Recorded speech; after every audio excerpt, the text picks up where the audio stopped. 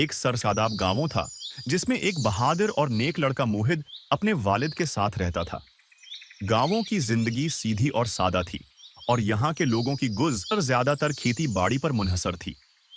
मोहित के वालिद भी खेती बाड़ी करते थे और मोहित भी उनका हाथ बटाता था। इस गांवों के पीछे एक घना जंगल था जहां लोग लकड़ियां काटने जाया करते थे। मोहित भी अक्सर अपने वालिद के साथ लकड़ियां काटने जंगल जाया करता। एक दिन जब मोहित अपने वालिद के साथ जंगल में गया तो उसकी नजर एक बूढ़े शख्स पर पड़ी जो दरख्त के नीचे बैठा हुआ था। बूढ़े शख्स का चेहरा पुरनूर और आंखों में एक खास चमक थी। मोहित को लगा कि इस बुजुर्ग को भूख लगी होगी। मोहित ने अपने बैग से एक सेब निकालकर बुजुर्ग को पेश किया और कहा, खा लीजिए। बूढ़े शख्स ने मोहित को कहा, बेटा, तुम्हारे अंदर हिम्मत और अच्छा देख रहा हूं। मुझे लगता है तुम उस तोहफे के अहल हो। ये कहकर बूढ़े शख्स ने एक खूबसूरत जादुई कालीन पेश किया। मोहित हैरान हुआ और पूछा, ये क्या है?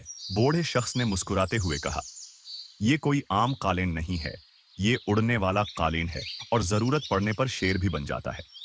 ये तुम्हारी मदद करेगा, मगर याद रखना कि उसे हमेशा अच्छे कामों के लिए इस्तेमाल करना। मोहित खुशी खुशी कालीन को लेकर अपने घर गया।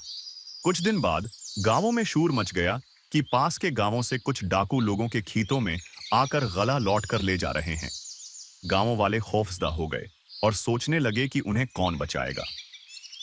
मोहित ने ये बात सुनी तो फौरन अपने जादुई कालीन को बुलाया और उस पर सवार हो गया। कालीन उड़ते हुए डाकुओं के पीछे चल पड़ा। जब वो डाकुओं के करीब पहुंचा तो मोहित ने कालीन से कहा, शेर बन जाओ। कालीन फौरन एक शेर में तब्दील हो गया। शेर की खौफनाक धाड़ से डाकू सहम गए और अपना सारा सामान छोड़कर भागने लगे। मुअहद ने गांवों वालों का सारा गला वापस लेकर उन्हें दे दिया। सबने मोहित को दुआ दी और उसकी बहादुरी को सराहा। एक और मौके पर गांवों में एक बड़ा मेला लग रहा था और मुख्तलिफ मुकाबले हो रहे थे। मोहित को भी एक मुकाबले में हिस्सा लेने का शौक हुआ। ये तीर अंदाजी का मुकाबला था, मगर मोहित के पास कोई तीर कमान नहीं था। जादुई कालीन को बुलाया और उसे कहा कि तीर कमान में तब्दील हो जाओ। कालीन ने फौरन उसकी बात मानी और तीर कमान में तब्दील हो गया।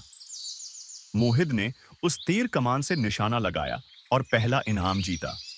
सब लोग हैरान थे कि एक छोटे से लड़के ने इतना बड़ा कारनामा कैसे अंजाम दिया। इसी तरह मोहित ने अपनी जहानत और जादुई कालीन की मदद से गांवों वालों को कई मुश्किलात से बचाया। जब गांवों में पानी की कमी होती तो कालीन पर सवार होकर करीबी नदी से पानी लाकर गांवों वालों को फराहम करता।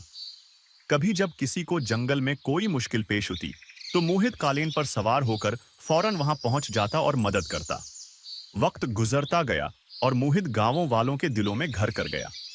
सब उसे दिल से पसंद करने लगे और उसकी बहादुरी की मिसालें देने लगे। जादुई कालीन ने मोहित को न सिर्फ बहादुरी सिखाई बल्कि दूसरों की मदद करने का जज्बा भी पैदा किया। बूढ़े शख्स की नसीहत को याद रखते हुए मोहित हमेशा अपने कालीन का इस्तेमाल अच्छे कामों में ही करता और लोगों की मदद के लिए तैयार रहता।